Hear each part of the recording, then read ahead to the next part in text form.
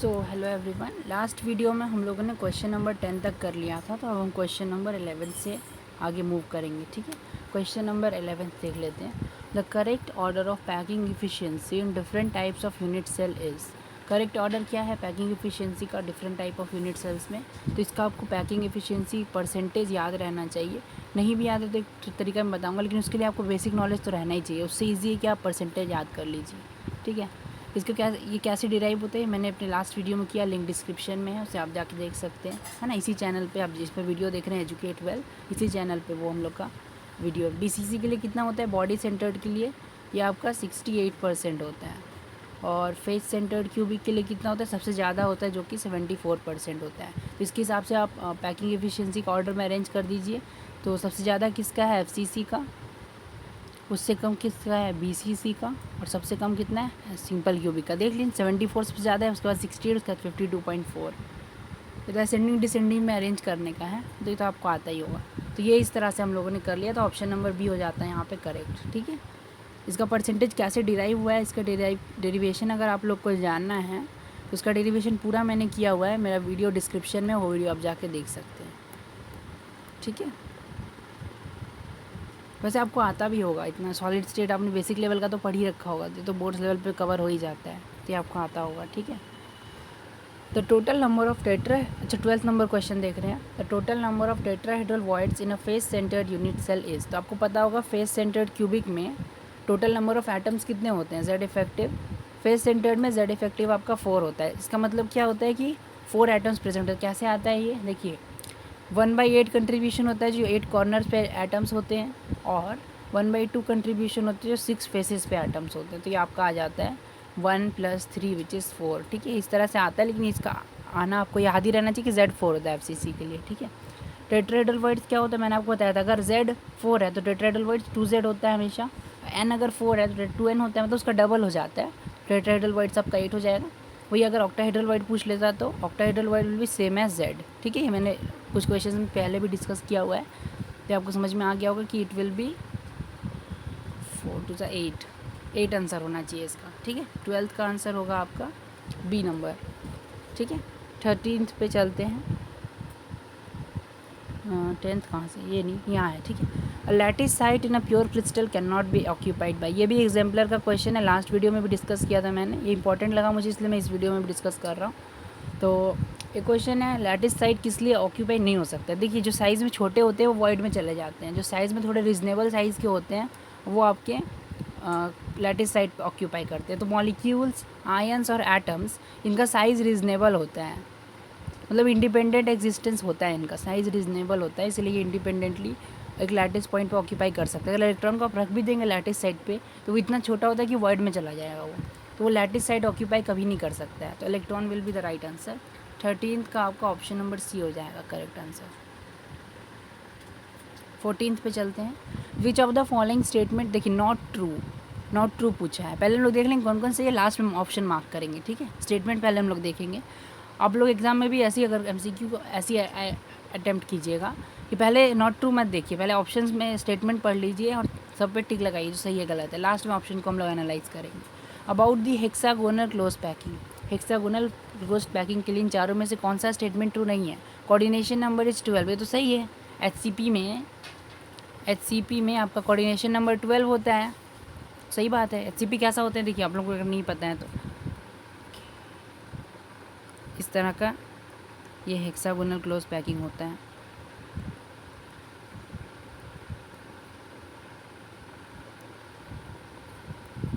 इस तरह का होता है HCP। ठीक है,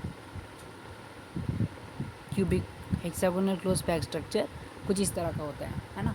इसका कोऑर्डिनेशन नंबर तो 12 होता है, तो सही बात है।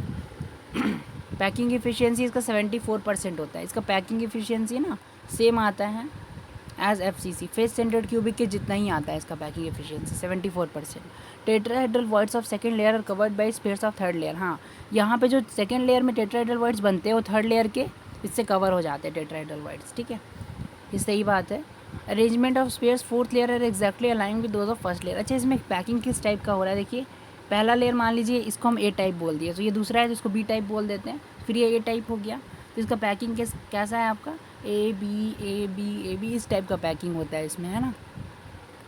ऐसे ही चलता रहेगा। तो फर्स्ट लेयर ए है तो सेकंड लेयर बी होगा, थर्ड लेयर ए होगा, फोर्थ लेयर बी होगा, फिफ्थ लेयर ए होगा, इस तरह से चलता जाएगा ये भी, ठीक है।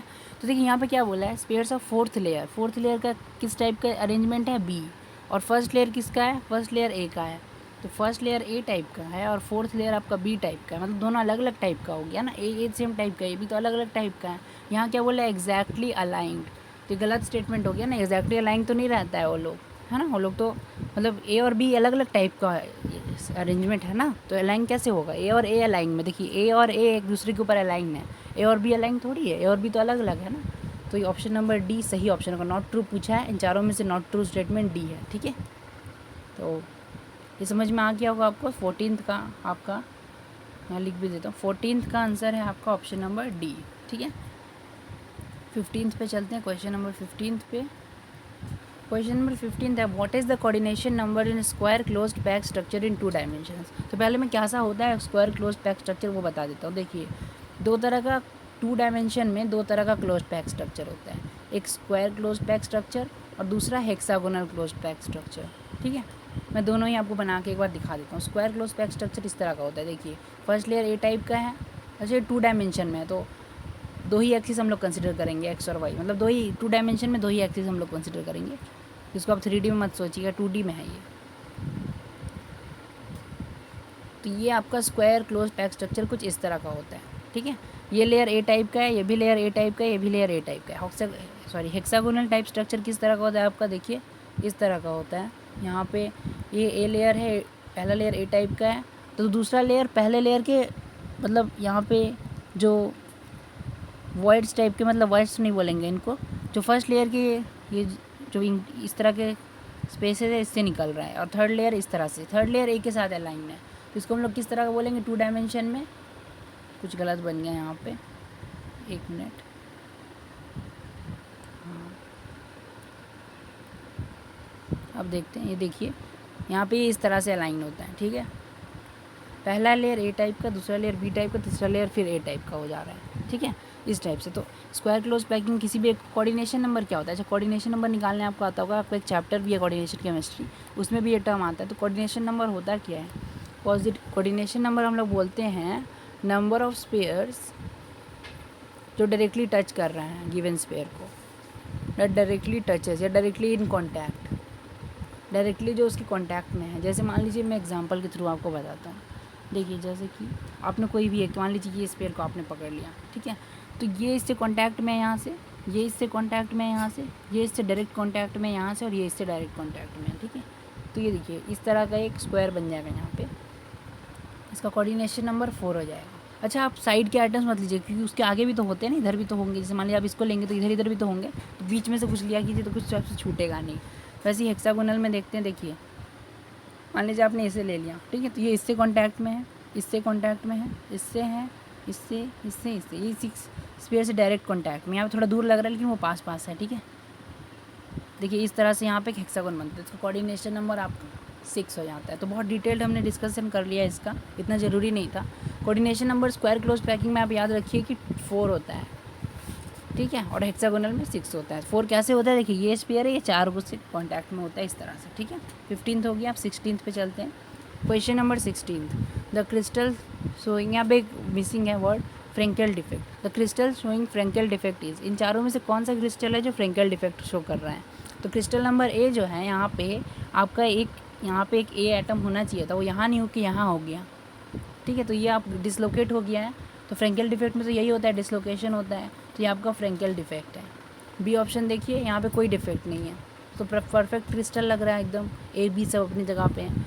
सी में देखिए यहाँ पे एक इलेक्ट्रॉन आ गया, तो यहाँ पे इसको बोलते हैं मेटल एक्सेस डिफेक्ट, मतलब कि आपका एक एनायन यहाँ से क्रिस्टल लैटिस से मिसिंग है, और एनायन की जगह पे चार्ज बैलेंस करने के लिए एक इलेक्ट्रॉन आ गया है, इसको बोलते हैं मेटल एक्सेस डिफेक्ट। और यहाँ पे क्या हुआ है, इक्वल नंबर ऑफ कैटायन और एनायन मिसिंग, जैसे यहाँ पे एक A+ होना चाहिए था, और यहाँ पे एक B- होना चाहिए था, तो equal number of cation and ion missing है, तो इसको हम लोग क्या बोलते हैं, शॉर्ट की डिफेक्ट। अच्छा आपको अगर डिफेक्ट उतना अच्छे से नहीं आता है तो डिफेक्ट के लिए मैंने जो लास्ट लेक्चर किया था उसका लिंक डिस्क्रिप्शन में, लास्ट मतलब कि जो 1 शॉट किया था सॉलिड स्टेट का, उसमें कुछ NCERT एग्जाम्पलर के क्वेश्चन थे, और मतलब उसका वन शॉट था सॉलिड स्टेट का, तो वो आप देख लीजिए, उसमें मैंने डिफेक्ट्स भी बताया है, ठीक है। अगर आपको उसमें कुछ डाउट आता है तो फिर आप कमेंट्स में लिखिए, मैं आपको बता दूंगा। तो इक्वल नंबर ऑफ कैटायन और एनायन मिसिंग होते हैं, उसको हम लोग शॉर्टकी डिफेक्ट बोलते हैं, ठीक है। मिसिंग होते हैं तो उसको शॉर्टकी डिफेक्ट बोलते हैं। तो फ्रेंकेल डिफेक्ट पूछा गया था, तो ए है आपका फ्रेंकेल डिफेक्ट, ठीक है। तो इसका 16th का ऑप्शन नंबर ए आंसर हो जाएगा, है ना। 17th, which stoichiometric defect does not change the density of the crystal. Density किससे चेंज नहीं होता है, जिससे ना मास चेंज होगा और ना वॉल्यूम चेंज होगा, उससे डेंसिटी भी चेंज नहीं होगा, ठीक है। तो ये इस तरह से ये एप्लीकेशन होता है इसका। तो फ्रेंकेल डिफेक्ट में आपको क्या, फ्रेंकेल डिफेक्ट का डायग्राम मैं दिखा देता हूँ। ये ए नंबर फ्रेंकेल डिफेक्ट ही था इस क्वेश्चन में। तो देखिए यहाँ से एक डिसलोकेट होकर यहाँ चला गया, तो टोटल मास तो सिस्टम का उतना ही रहा ना, मतलब स्पेयर्स तो एक भी गायब नहीं हुए, ना ए के ना बी के, वो तो उसी सिस्टम में है ना, तो मास तो कांस्टेंट है। और वॉल्यूम भी एक गायब होने से वॉल्यूम सिस्टम को ज़्यादा इफेक्ट नहीं होता है, तो वॉल्यूम भी उतना ही है स्पेयर्स का और मास भी उतना ही है, तो ना मास चेंज हुआ ना वॉल्यूम चेंज हुआ, तो डेंसिटी चेंज होगा नहीं। तो डज नॉट चेंज पूछा है, तो फ्रेंकेल में चेंज नहीं होगा। शॉर्टकी में क्या होता है, इक्वल नंबर ऑफ कैटायन और एनायन मिसिंग हो जाते हैं, तो यहाँ से अगर मिस हो गए तो मतलब मास कम हो गया क्रिस्टल का, तो मास कम होने से फिर ये डेंसिटी डिक्रीज़ हो जाता है इस केस में, ठीक है। तो ये गलत ऑप्शन है।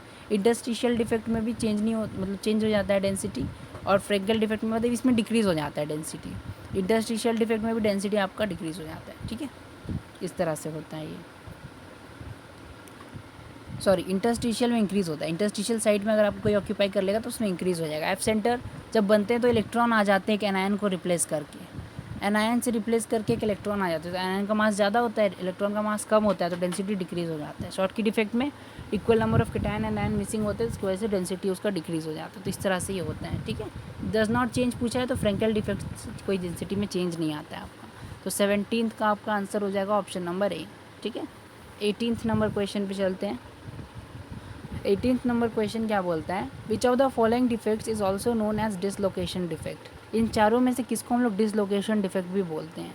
तो मैंने आपको बताया था फ्रेंकेल डिफेक्ट को हम लोग डिसलोकेशन डिफेक्ट भी बोलते हैं, ठीक है, क्योंकि उसमें एक जनरली कैटायन, क्योंकि कैटायन साइज में छोटा होता है, वो डिसलोकेट हो जाता है मेटल लैटिस में, और वो इसमें पाया जाता है जिसमें कि आपका मेटल और नॉन मेटल के बीच में साइज़ डिफरेंस ज़्यादा हो, ताकि वो वॉइड में मेटल जाके घुस पाए। इसीलिए फ्रेंकेल डिफेक्ट को डिसलोकेशन डिफेक्ट भी बोलते हैं। शॉर्टकी डिफेक्ट को नहीं बोलते हैं, इसको भी नहीं बोलते, इसको भी नहीं बोलते। तो 18th का आंसर हो जाएगा आपका ए, ठीक है।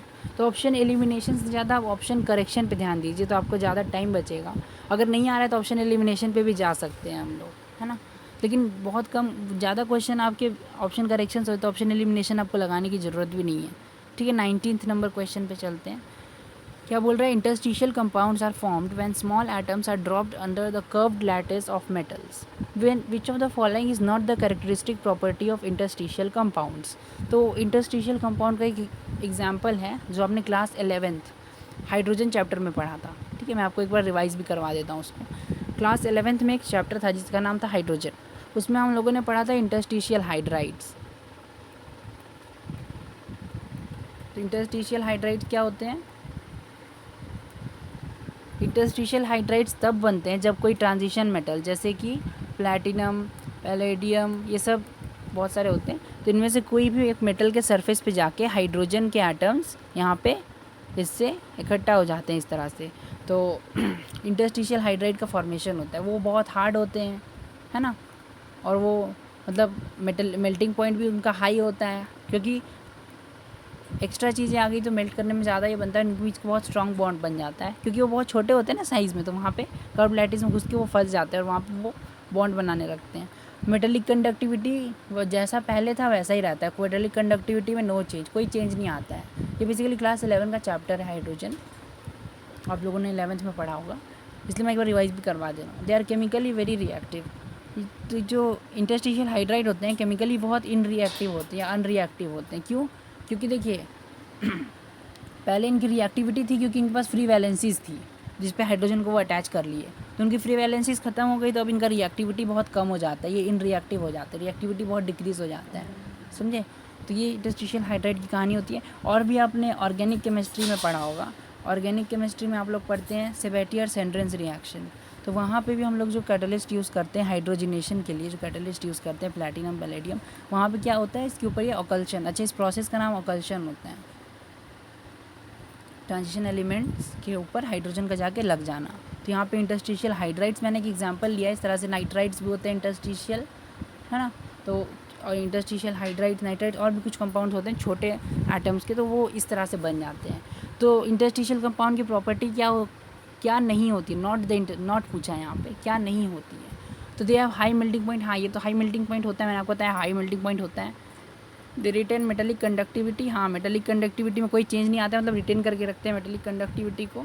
वेरी हार्ड, हाँ वेरी हार्ड होते हैं ये, ठीक बात है। They are chemically very reactive, नहीं केमिकली इन रिएक्टिव होते हैं, मैंने आपको बताया था केमिकली इन रिएक्टिव होते हैं, गलत स्टेटमेंट है। तो मतलब गलत स्टेटमेंट है, लेकिन क्वेश्चन में क्या पूछा, नॉट ट्रू, तो ये सही ऑप्शन हो जाएगा क्वेश्चन का। देखिए क्वेश्चन का सही ऑप्शन है, स्टेटमेंट गलत है लेकिन क्वेश्चन में नॉट ट्रू पूछा है, स्टेटमेंट गलत है लेकिन क्वेश्चन का सही ऑप्शन यही है। ये सब क्वेश्चन का गलत ऑप्शन, क्वेश्चन में नॉट ट्रू पूछा है ना, तो मैं हमेशा ऐसे ही करता हूँ, अगर नॉट वाले ऑप्शंस आते हैं तो पहले ऑप्शंस देख लूँ कौन सा सही है कौन सा गलत है, ठीक है, उसमें आगे में टिक लगा लो या क्रॉस लगा लो, और बाद में देखो क्वेश्चन में नॉट पूछा है कि नहीं पूछा है, तो उसी हिसाब से क्वेश्चन को टिक कर दो। सिंगल करेक्ट में तो आप इधर भी टिक क्रॉस लगाएंगे तो उसका उल्टा कर दीजिएगा नॉट वाले में, लेकिन मल्टी करेक्ट में ये आपको बहुत हेल्प करेगा। अगर आप मल्टीपल करेक्ट क्वेश्चन अटेम्प्ट करते हैं तो उस तरह के क्वेश्चंस में एक टिक और क्रॉस लगाने वाला तरीका आपको बहुत हेल्प करेगा, ठीक है। तो क्वेश्चन नंबर 20 पे चलते हैं। विच of the following is true about the value of refractive index of quartz glass. Quartz glass के रिफ्रैक्टिव इंडेक्स के बारे में कौन सा बात इन चारों में से सही है। तो देखिए रिफ्रैक्टिव इंडेक्स को हम लोग म्यू या एन से डिनोट करते हैं। क्या होता है, speed of light in vacuum divided by speed of light in that medium, मतलब ये रेशियो है, ये फैक्टर है जिससे स्पीड ऑफ लाइट रिड्यूस हो जाता है कोई एक मीडियम से दूसरे मीडियम में जाने में ड्यू टू रिफ्रैक्शन, ठीक है। मतलब change in speed of light हो जाता है एक मीडियम से। मान लीजिए आप एयर से वाटर में गए, ठीक है, तो यहाँ पे एक नॉर्मल बना लेते हैं हम लोग। जाना चाहिए था इस लाइट को इस तरह से एक्स्ट्रापोलेट होकर, लेकिन इस तरह नहीं जाके क्या होता है, ये टुवर्ड्स द नॉर्मल, इतना ज़्यादा भी नहीं, ये टुवर्ड्स द नॉर्मल थोड़ा बेंड हो जाता है इस तरह से, ठीक है। नॉर्मल यहाँ बनाना चाहिए था, ये नॉर्मल नहीं, ये नॉर्मल है, ठीक है। तो ये आपका टुवर्ड्स द नॉर्मल थोड़ा बेंड हो जाता है, इधर से आया ये इधर बेंड हो गया क्योंकि स्पीड ऑफ लाइट भी चेंज हो गया। ये सब तो फिजिक्स की बातें हैं। मैं आपको क्या बता रहा था, हाँ ये देखिए, तो कौन सा बात ट्रू नहीं है, refractive index of quartz glass. तो मैंने आपको बताया था क्वार्ट्ज दो फॉर्म में नेचर में मिलता है, एक क्रिस्टलाइन फॉर्म में क्रिस्टल में मिलता है और एक ग्लास में मिलता है जो अमॉर्फस फॉर्म होता है उसमें, ठीक है। तो क्वार्ट्ज ग्लास क्वेश्चन में बोला है तो ये इसका अमॉर्फस फॉर्म है। तो क्वार्ट्ज ग्लास अगर अमॉर्फस है तो आइसोट्रोपिक होना चाहिए। तो कोई भी आइसोट्रोपिक मीडियम में कोई भी प्रॉपर्टी जो उसका होता है आइसोट्रोपिक मीडियम का, वो तो सेम होता है सारे डायरेक्शन में, और रिफ्रैक्टिव इंडेक्स भी एक प्रॉपर्टी है तो वो भी सेम होना चाहिए सारे डायरेक्शन में। तो refractive index is always same in all D directions, क्योंकि क्वार्ट्ज ग्लास अमॉर्फस है और अमॉर्फस आइसोट्रोपिक होते हैं, तो प्रॉपर्टी कोई भी सेम होता है। एक एग्जांपल यहाँ पे प्रॉपर्टी का दे दिया रिफ्रैक्टिव इंडेक्स, तो आपको रिफ्रैक्टिव इंडेक्स से घबराना नहीं है, यहाँ पे उसका नॉलेज कुछ भी यूज़ नहीं हो रहा है, यहाँ पे आइसोट्रोपिक और एनआइसोट्रोपिक का आपका कॉन्सेप्ट चेक हो रहा था, ठीक है। तो ये आपका समझ में आ गया होगा। तो 20 नंबर का आंसर है आपका ऑप्शन नंबर ए, ठीक है। तो ये आपको समझ में आ गया होगा। तो चलिए अब आगे चलते हैं हम लोग। अब हम लोग असर्शन रीज़न टाइप क्वेश्चंस करेंगे, ठीक है। तो मैं पहले बता देता हूँ क्या होता है असर्शन रीज़न। देखिए असर्शन एक स्टेटमेंट होता है, असर्शन ऐसे लिख के एक स्टेटमेंट दिया रहता है आपको कुछ भी, ठीक है, और रीज़न लिख के भी एक स्टेटमेंट दिया रहता है। पहले तो आपको देखना है कि ये सही है कि नहीं और ये गलत है कि नहीं, मतलब ये सही नहीं है तो गलत होगा, और ये सही है कि गलत है, इस तरह आपको चेक करना है असर्शन सही है कि गलत है या रीज़न सही है कि गलत है, ठीक है। इस तरह से पहले आप मार्क कर लीजिए। अगर मान लीजिए असर्शन और रीज़न दोनों सही है और रीज़न जो है असर्शन को करेक्टली एक्सप्लेन करता है तो आपको ए मार्क करना है। अगर असर्शन और रीज़न दोनों सही है लेकिन रीज़न करेक्टली एक्सप्लेन नहीं कर पाता है असर्शन को तो आपको बी मार्क करना है। और सी और डी के लिए भी कैटेगरी है तो वो मैं आपको यहाँ पे बता देता हूँ, नेक्स्ट स्लाइड पे लिखा हुआ है वो यहाँ पे। सी आपको तब मार्क करना है जब असर्शन करेक्ट है और रीज़न इनकरेक्ट है, तो एक्सप्लेनेशन का तो बात ही नहीं आएगा ना, इनकरेक्ट है तो एक्सप्लेन तो कर ही नहीं सकता किसी चीज़ को। और डी आपको तब मार्क करना है असर्शन इनकरेक्ट है रीज़न करेक्ट है, ठीक है। इस वाले मार्किंग स्कीम के हिसाब से आपको इस तरह चलना है, ठीक है। फिर से मैं एक बार बता देता हूँ, असर्शन एक स्टेटमेंट रहता है और रीज़न एक स्टेटमेंट रहता है। आपको चेक करना है असर्शन सही है कि गलत है और रीज़न सही है कि गलत है, उसके बेसिस पे आपको मार्क करना है। असर्शन भी सही है, रीज़न भी सही है और रीज़न असर्शन को एक्सप्लेन कर पा रहा है तो आपको ये मार्क करना है। असर्शन भी सही है, रीज़न भी सही है और रीज़न असर्शन का करेक्ट एक्सप्लेनेशन नहीं है तो आपको बी मार्क करना है। और आपका असर्शन गलत है और रीज़न सही है तो आपको डी मार्क करना है, असर्शन सही है, रीज़न गलत है तो सी मार्क करना है। एक बार करके मैं दिखा देता हूँ फर्स्ट क्वेश्चन, तो आपको क्लियर हो जाएगा ये। देखिए इसको कैसे करना है। असर्शन दिया हुआ है यहाँ पे, फर्स्ट नंबर क्वेश्चन यहाँ पे, ठीक है। क्वेश्चन नंबर 1 यहाँ है, असर्शन दिया हुआ है most of the solids possesses high melting point. बहुत सारे सॉलिड्स में हाई मेल्टिंग पॉइंट होता है, तो solids generally high melting point के ही होते हैं, और मोस्ट मतलब कि जनरल केसेस की बात किया हुआ है। कुछ एक्सेप्शंस भी हैं, जैसे आपके मर्क्यूरी हुआ है ना, और बहुत सारे जो मेल्ट होकर रूम टेम्परेचर पे भी लिक्विड स्टेट में रहते हैं, है ना। तो एक्सेप्शंस भी है, लेकिन जनरली मोस्ट बोला है ना यहाँ पे, मतलब जनरली की बात करें तो generally solid high melting point होते हैं, जनरली या मोस्ट ऑफ सॉलिड्स इस तरह लिख सकते हैं हम लोग। तो ये करेक्ट स्टेटमेंट है। और रीज़न देखते हैं, they have strong intermolecular force of attraction. हाँ, सॉलिड्स की बात की जा रही है यहाँ पे, प्रोनाउन है they. Solids have strong intermolecular forces of attraction. हाँ सही बात है, सॉलिड में strong intermolecular forces of attraction होते हैं। अब असर्शन भी सही है और रीज़न भी सही है, तो आपका या तो आंसर ए हो सकता है या तो आंसर बी हो सकता है। अब ए होगा कि बी होगा, ये कैसे पता चलेगा? अगर रीज़न असर्शन को करेक्टली एक्सप्लेन कर रहा है तो आपका ए मार्क करना है, और अगर रीज़न असर्शन को करेक्टली एक्सप्लेन नहीं कर रहा है तो आपको बी मार्क करना है, ठीक है। तो देखिए यहाँ पे हम लोग का रीज़न क्या है, मतलब अब आपको यहाँ के बाद क्या करना है, अगर दोनों सही हो गया तो यहाँ पे आपको क्या करना है, आपको रीज़न को छुपा देना है थोड़ा देर के लिए। असर्शन पे खुद से आपको सोचना है, जैसे most of the solids possesses high melting point. अब रीज़न को मत पढ़िए, छुपा दीजिए। अब सोचिए कि बहुत सारे solids high melting point possess करते हैं, इसका कारण क्या है कि उसके वो बहुत स्ट्रांगली हेल्ड होते हैं, यही तो कारण है ना कि उसको मेल्ट करने के लिए हमको ज़्यादा एनर्जी देना पड़ता है ना। तो उसके पास स्ट्रॉन्ग फोर्सेज ऑफ अट्रैक्शन है, तभी तो उसको मेल्ट करने के लिए ज़्यादा एनर्जी देना पड़ता है, इसलिए उसका हाई मेल्टिंग पॉइंट है। तो इससे हम लोग क्या पता चला कि रीज़न जो है strong intermolecular force of attraction, ये सही बात लिखा है, इसका एक्सप्लेनेशन भी ये सही है ना। तो रीज़न करेक्ट एक्सप्लेन कर रहा है असर्शन को, सॉरी सर, हाँ रीज़न करेक्टली एक्सप्लेन कर रहा है असर्शन को, तो आपको ए मार्क करना है, बी नहीं होगा फिर ए होगा। अगर रीज़न मार्क नहीं कर पाता सही ए को तो बी मार्क करते हैं। अब समझ में आया आपको कैसे करना है? तो इसका आंसर हो जाएगा ए, 1 का ए हो जाएगा, ठीक है। असर्शन रीज़न का 1 नंबर क्वेश्चन का। क्वेश्चन नंबर 2 देखते हैं, असर्शन और रीज़न दिया हुआ है, एक बार पॉज करके आप इसको खुद से कीजिएगा, ठीक है। उम्मीद है आपने कर लिया होगा। इसका मार्किंग स्कीम में बता देता हूँ मैं, +1, 0। असर्शन रीज़न का मार्किंग स्कीम आपका यही है, +1 0। सही किया तो +1, गलत किया तो 0। एक क्या है, amorphous solids possesses a long range order in the arrangement of their particles. Amorphous solid जो है इनके पास लॉन्ग रेंज ऑर्डर होता है, तो आपको पता होगा कि अमॉर्फस सॉलिड जो होते हैं उनका नाम इस तरह रखा जाता है कि उनके पास शॉर्ट रेंज ऑर्डर होता है, लॉन्ग रेंज ऑर्डर नहीं होता है। शॉर्ट रेंज ऑर्डर मतलब बहुत कम ही दूर तक वो एक रेंज, मतलब ऑर्डर अरेंजमेंट शो करते हैं, मतलब अनऑर्डर्ड रहते हैं। हमारे पास सॉलिड आपके अनऑर्डर्ड है ना, तो बहुत शॉर्ट रेंज का ऑर्डर भी बोलते हैं उसको, मतलब लॉन्ग रेंज ऑर्डर गलत बात है, शॉर्ट रेंज होता है। तो असर्शन आपका इनकरेक्ट हो गया।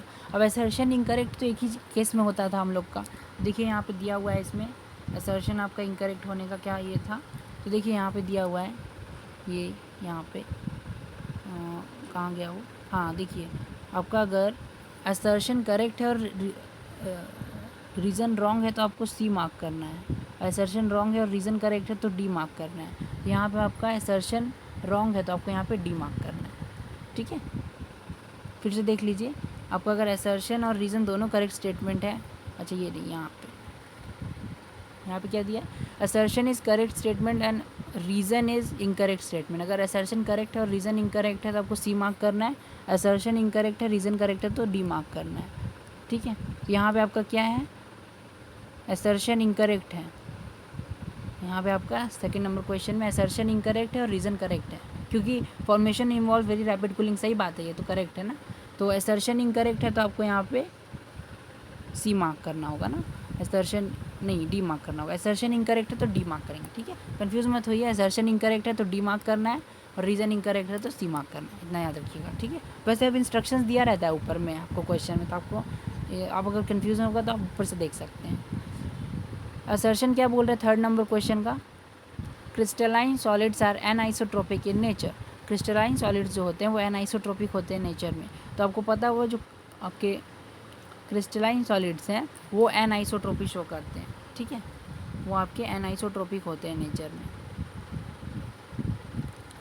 तो ये सही बात है, असर्शन करेक्ट स्टेटमेंट है। रीज़न क्या है, some of their physical properties show same electrical and optical properties. इसको आप थोड़ा साइड कर दीजिए अभी के लिए, same properties in different directions of the same crystal. अच्छा, सेम प्रॉपर्टीज़ डिफरेंट डायरेक्शन में कर रहा है, मान लीजिए सेम प्रॉपर्टीज शो कर रहा है डिफरेंट डायरेक्शन में, तो इसको तो हम लोग आइसोट्रोपिक बोलते हैं ना, same property in different direction. तो ये तो हम लोग का टर्म किसका था, ये तो आपका आइसोट्रोपिक का डेफिनेशन में आता है। तो एनाइसोट्रोपिक का डेफिनेशन में था ही नहीं, तो ये तो आइसोट्रोपिक का डेफिनेशन दिया हुआ है नीचे में। और क्रिस्टलाइन तो एनाइसोट्रोपिक होते हैं, डेफिनेशन तो आइसोट्रोपिक का है। मतलब कि मतलब कुछ प्रॉपर्टीज़ के लिए वो आइसोट्रोपिक बन जाते हैं, ऐसा भी कुछ नहीं होता है। एनाइसोट्रोपिक वो हमेशा हर प्रॉपर्टी के लिए होते हैं। तो क्वेश्चन नंबर 3 का आंसर क्या हो जाएगा हम लोग का, सी। ठीक है, सी मतलब हम लोग का क्या था कि असर्शन करेक्ट स्टेटमेंट है, रीज़न रॉन्ग स्टेटमेंट है, तो हम लोग सी मार्क करेंगे। ठीक है, इसीलिए क्वेश्चन नंबर 4 पे चलते हैं। The packing efficiency of simple cubic lattice is 52.4%। Reason दिया है the number of atoms per unit cell is 2।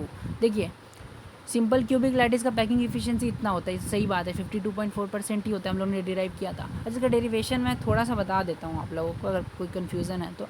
देखिए सिंपल क्यूबिक लैटिस सेल में इस तरह से क्यूब अरेंज्ड होते हैं, मतलब एक दूसरे को टच करते रहते हैं ये। ठीक है, और 8 कॉर्नर्स पे, मतलब हर क्यूब के कॉर्नर पे एक एक स्फीयर, मतलब एक एक आपके एंटिटी होता है इस तरह से। ठीक है, सब एक दूसरे को टच करते हैं। तो कोई भी एक कॉर्नर आप देख लीजिए, ये मैं ऊपर वाला देख ले रहा हूँ, तो ये आपका एज लेंथ होता है क्यूब का, यहाँ से यहाँ तक। और ये 2r के, मतलब ये r होता है, ये r इसका रेडिया स्फीयर का। तो a = 2r आता है हम लोग का इस केस में, a = 2r आता है। ठीक है, तो यहाँ पे हम लोग का a आ गया 2r। और पैकिंग एफिशिएंसी कैसे निकालते हैं हम लोग, z into volume of one sphere divided by volume of cube, है ना। तो ये आता है तुम्हारा z cube, simple cubic lattice में z आपका 1 होता है, वॉल्यूम ऑफ वन स्फीयर होता है आपका 4/3 πr³, और वॉल्यूम ऑफ द क्यूब होता है आपका 1 क्यूब। अब ये दोनों फार्मूला आप मैथ्स में पढ़ते हैं। तो 4/3 πr³, तो r का वैल्यू आप r ही रहने दीजिए, और a को आप यहाँ से 2r रख दीजिए, तो 2r का क्यूब नीचे आ जाएगा। इसको आप जब सॉल्व करते हैं तो ये आपका आता है π/2³, 8 3 24, और 4 से कर लूँगा तो 4 6 3। तो ये आपका आ जाता है 8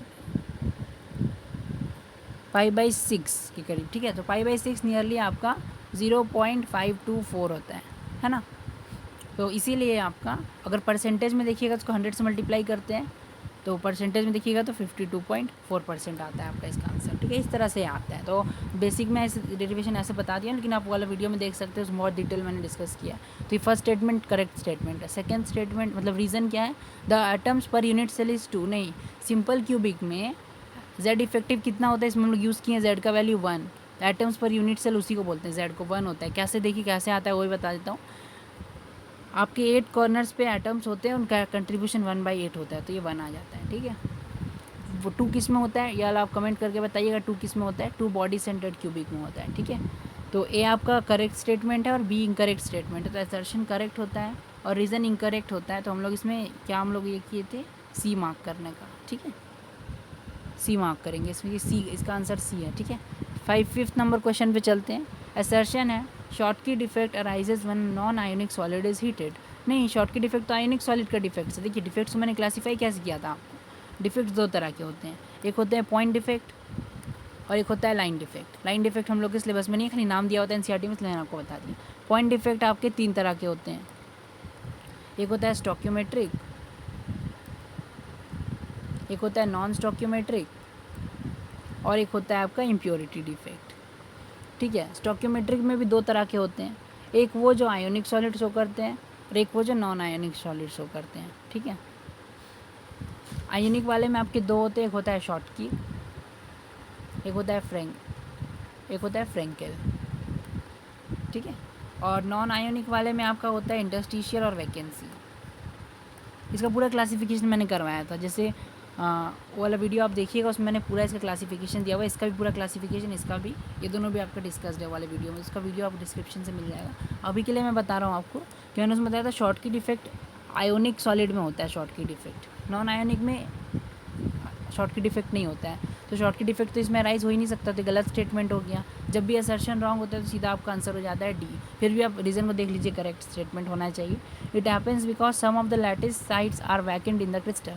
सही बात है। शॉर्टकी डिफेक्ट कब होता है, शॉर्टकी डिफेक्ट कब होता है, जब लैटिस साइड वैकेंट होते हैं। इक्वल नंबर ऑफ कैटायन और एनायन आपका वैकेंट हो जाता है। ठीक है, equal number of cation and anion are missing, तो आपका लैटिस साइड वैकेंट हो जाता है इस तरह से। ठीक है, तो आपको समझ में आ गया होगा इसका 5th का आंसर हो जाएगा आपका डी, ठीक है। 6 देखते हैं, diamond and graphite do not have the same crystal structure. Reason है diamond is crystalline whereas graphite is amorphous. नहीं, आपका जो डायमंड होता है वो भी क्रिस्टलाइन होता है और ग्रेफाइट भी आपका क्रिस्टलाइन होता है, दोनों क्रिस्टलाइन है, इसमें से कोई अमॉर्फस नहीं। इसका अमॉर्फस फॉर्म कार्बन का, जो ये दोनों क्रिस्टलाइन फॉर्म है, कार्बन का अमॉर्फस फॉर्म होता है कोक, कोल, ये सब कोक, कोल आप लोगों ने पढ़ा होगा, बिटमूनियस कोल क्या क्या होता है उसके अंदर में, तो ये सब होता है आपके लैम्प ब्लैक, ये सब अमॉर्फस फॉर्म होते हैं कार्बन के आपके।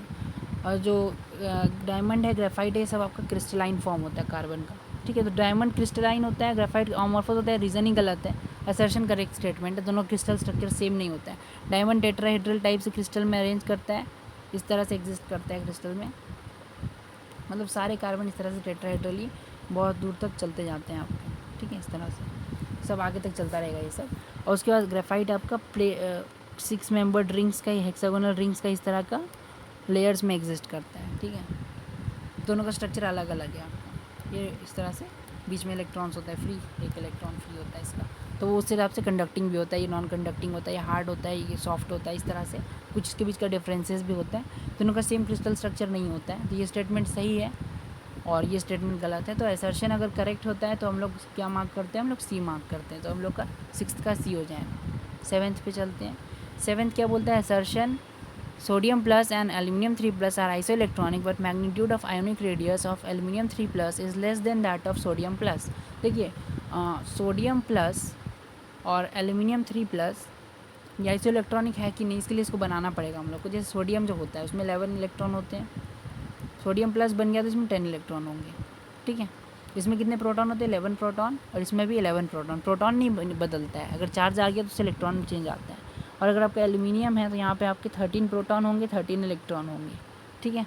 और एल्यूमिनियम 3 प्लस बनने के बाद प्रोटॉन तो 13 ही रहेंगे, लेकिन इलेक्ट्रॉन आपके पास 10 हो जाएंगे। 3 प्लस चार्ज है ना, 3 इलेक्ट्रॉन रिमूव करना है आपको, यहाँ 1 प्लस चार्ज आया तो आपको 1 इलेक्ट्रॉन रिमूव करना है, ठीक है। इस तरह से हम लोग करते हैं। तो दोनों में 10 इलेक्ट्रॉन है तो दोनों आइसो इलेक्ट्रॉनिक हो गया, है ना।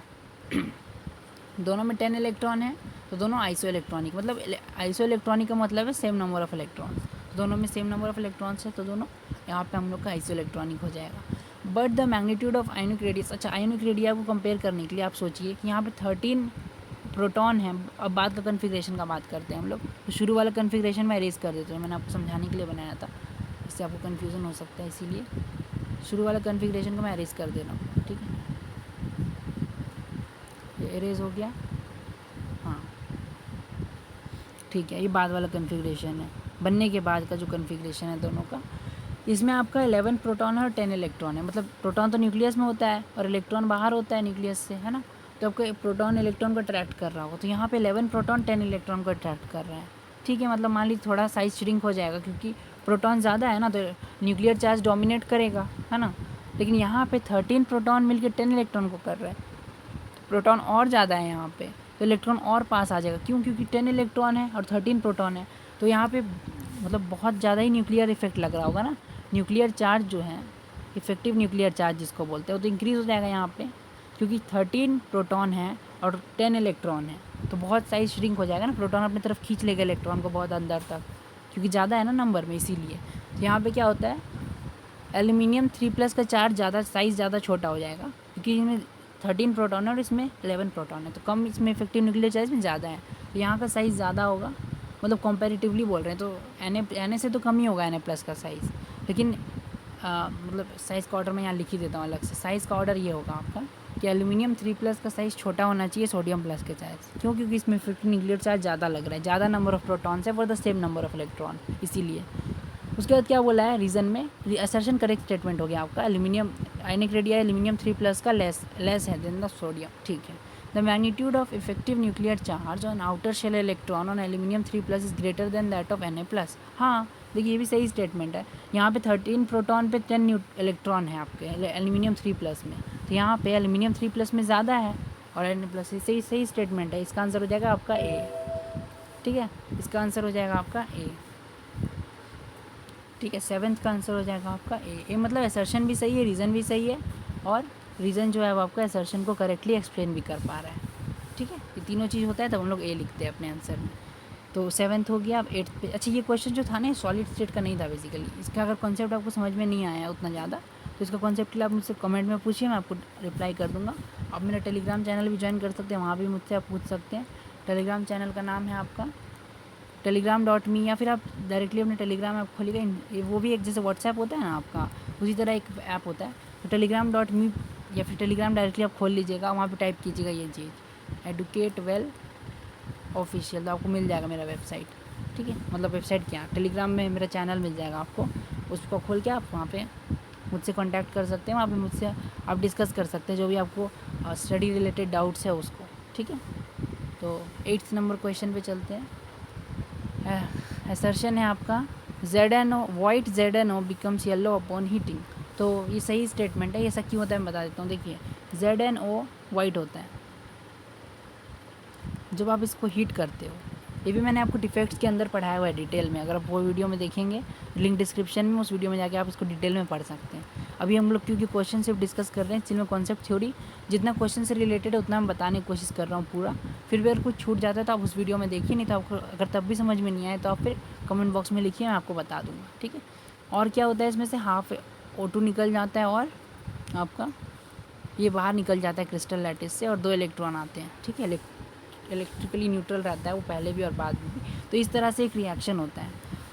तो यहाँ ये वाइट होता है लेकिन यहाँ पे इलेक्ट्रॉन आ जाता है, इलेक्ट्रॉन की वजह से इसमें कलर आ जाता है। इसको हम लोग F सेंटर बोलते हैं। इलेक्ट्रॉन जब भी जनरेट होता है ना F सेंटर जनरेट होता है।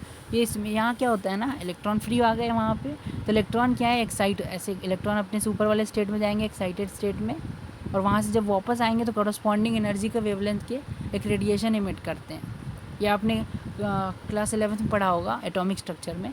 रेडिएशन इमिट करते हैं जब इलेक्ट्रॉन वापस आते हैं ऊपर के लेयर से नीचे के लेयर में, तो वो रेडिएशन हम लोग को कलर के फॉर्म में दिखता है। अगर वो विजिबल रेंज में आता है तो हमको वो कलर के फॉर्म में दिखता है, अगर विजिबल रेंज में आता है। और फॉर्चुनेटली जो इसका जो ट्रांजिशन का ये होता है एनर्जी रेडिएशन का वेवलेंथ, वो हम लोग का विजिबल रेंज में आ जाता है और उसका कलर कोरस्पॉन्डिंगली येलो होता है।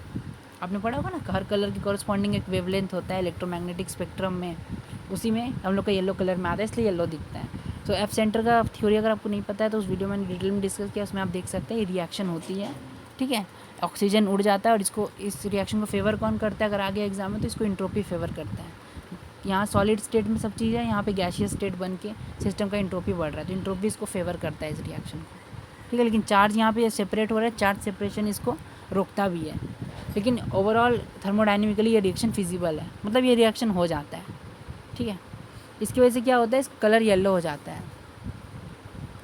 तो ये पहला असर्शन सही है आपका statement, ZnO becomes yellow upon heating, सही स्टेटमेंट है। रीज़न क्या दे रहा है, on heating ZnO loses oxygen and free electrons go to excited state upon returning imparts yellow radiation. हाँ ये सही बात है कि ZnO ऑक्सीजन को लूज़ कर दिया। मैं आपको रेड कलर से दिखा देता हूँ। इस रिएक्शन में क्या हुआ, ZnO जो है वो ऑक्सीजन रिलीज़ किया, O2 ऑक्सीजन को ही बोलते हैं, O2 जो है ना वो हम लोग का ऑक्सीजन होता है। ठीक, क्या बोल रहे हैं, on heating this loses oxygen. अच्छा ये हाफ क्यों लगा, ये बैलेंसिंग के लिए है, ठीक। इधर एक ऑक्सीजन था इधर भी एक ही है, इधर 2 लिख के आप उस तरह से कर सकते हैं। Loses oxygen and free electrons go to excited state. हाँ ये फ्री इलेक्ट्रॉन भी रिलीज़ करता है, ये एक्साइटेड स्टेट में जाते हैं, मैंने आपको बताया इस तरह से एक्साइटेड स्टेट में चले जाते हैं, फिर रिटर्न करते तो समय कुछ रेडिएशन इमिट करते हैं, and upon returning imparts yellow radiation. हाँ सही स्टेटमेंट है बिल्कुल, मैंने इतने हिसाब से यही डिस्कस किया है, ठीक है। अगर कोई डाउट है तो कमेंट में पूछिए। इसका आंसर ये दोनों सही है और दोनों एक दूसरे करेक्ट एक्सप्लेनेशन भी है, तो 8 का आंसर हो जाएगा आपका ऑप्शन नंबर ए, ठीक है। 9th पे चलते हैं। The packing efficiency is maximum for the face centred cubic structure. तो packing efficiency face centred cubic का कितना होता है, इसका होता है 74%। हाँ वो सबसे ज़्यादा हम लोग जितना पढ़े उसमें से सबसे ज़्यादा इसी का होता है, ठीक है। The coordination number is 12 in FCC structure. हाँ फेस सेंटर्ड क्यूबिक में आपका कोऑर्डिनेशन नंबर 12 होता है। कैसे आया ये मैं आपको बता देता हूँ। जैसे कि एक हम लोग इमेजिनरी क्यूब कंस्ट्रक्ट करते हैं पहले इस तरह का, ठीक है। यहाँ पे हर फेस के सेंटर में एक एटम है, तो हम कोई भी एक फेस आपको दिखा देते हैं। जैसे मान लीजिए कि आपको ये इस एटम के बारे में दिखा के हम बताते हैं, ठीक है। तो ये एक इससे कॉन्टैक्ट में होगा, इससे कॉन्टैक्ट में होगा, है ना, और इसके ऊपर भी होगा एक क्यूब। जैसे हम लोग तो एक यूनिट सेल बनाते हैं ना, उसके अगल बगल तो पूरा भरा रहता है, तो ये अपने इस साइड वाले फेस सेंटर्ड के से भी कनेक्टेड होगा, पीछे वाले इधर वाले फेस सेंटर से भी, मतलब हाँ टोटल मिला के इसका कोऑर्डिनेशन नंबर 12 आता है। कैसे आता है उसके लिए डिटेल में आप चाहिएगा तो मैं वीडियो बना दूंगा आपके लिए, टेलीग्राम पे भी आप मुझसे पूछ सकते हैं, लेकिन इसका कोऑर्डिनेशन नंबर आपका 12 आता है। ठीक है, सही स्टेटमेंट है। पैकिंग इफिशियंसीज मैक्सिमम सही है, 74% मैक्सिमम होता है, FCC स्ट्रक्चर के लिए मैक्सिमम होता है, HCP के लिए भी इतना ही होता है, तो सबसे मैक्सिमम इसी का होता है। दोनों स्टेटमेंट सही है, लेकिन पैकिंग एफिशिएंसी मैक्सिमम होने का कारण ये नहीं है कि उसका कोऑर्डिनेशन नंबर 12 है। ठीक है, तो असर्शन भी सही है आपका, रीज़न भी सही है, लेकिन रीज़न जो है असर्शन को करेक्टली एक्सप्लेन नहीं कर रहे हैं, तो इसका ऑप्शन हो जाएगा आपका बी। इसका आंसर हो जाएगा आपका 9 का बी, समझे। इसका आपका आंसर बी आएगा। 10th नंबर क्वेश्चन पे चलते हैं। Assertion: in cesium chloride crystal, cesium plus ion is present on the center of cube of unit cell. Caesium plus ion, अच्छा सीजियम क्लोराइड क्रिस्टल पहले मैं बता दो आप कैसा दिखता है। इस तरह का होता है, CS प्लस CS माइनस, और सीजियम साइज़ में बहुत बड़ा होता है, सीजियम इतना बड़ा होता है साइज़ में। ठीक है, डिपिक्ट करने के लिए मैं ऐसे इस तरह से डिपिक्ट कर रहा हूँ, और क्लोराइड आयन कुछ इस तरह का होता है।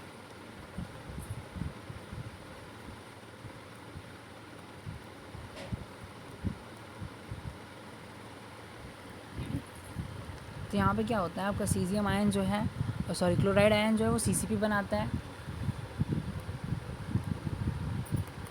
Closed cubic close packing structure बनाता है, और जो सीजियम होता है आपका सीजियम प्लस, ये आपका बॉडी सेंटर पे प्रेजेंट रहता है। ठीक है, सीजियम क्लोराइड जो आपका सीजियम प्लस है बॉडी सेंटर प्रेजेंट, ये बड़ा है ना इतना कि फेस सेंटर पे एकोमोडेट नहीं हो पाता है, आपका बॉडी सेंटर में चला जाता है। तो सीजियम क्लोराइड में caesium plus ion body centre पे होता है, बिल्कुल सही बात है।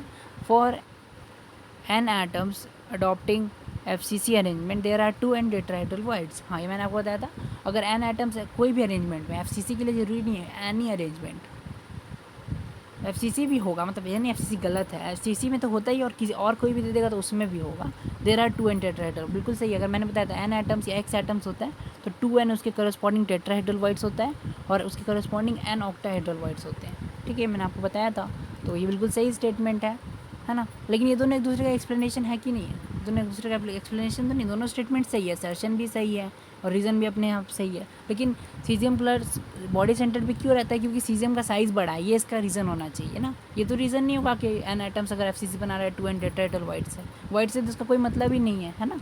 तो यहाँ रीज़न करेक्टली एक्सप्लेन नहीं कर पा रहा है असर्शन, तो यहाँ पर आपका हो जाएगा बी।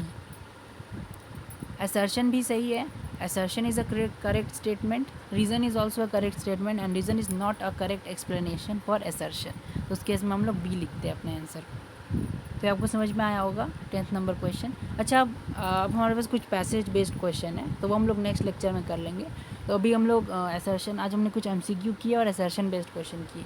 अगर आपको वीडियो पसंद आया तो वीडियो को लाइक कर दीजिएगा, चैनल को सब्सक्राइब कर दीजिएगा, और अपने फ्रेंड्स के साथ इसे शेयर कर दीजिएगा। ठीक है, ताकि उनका भी बेनिफिट हो सके इन लेक्चर्स के थ्रू। और आपको अगर कोई भी सजेशन है या कमेंट्स में आप ज़रूर लिखिएगा, कोई डाउट है आपको तो कमेंट में ज़रूर लिखिएगा, मैं पूरा कोशिश करूँगा आपकी रिप्लाई करने की। ठीक है, और आपको अगर कुछ पार्ट्स इस वीडियो में समझ में नहीं आया है तो आप पहले मेरे वो जो वीडियो डिस्क्रिप्शन में मैंने लगा दिया उसे देख लीजिए, फिर भी आपको डाउट रहते हैं तो फिर आप कमेंट में या टेलीग्राम पे मुझसे पूछ सकते हैं। So thank you very much.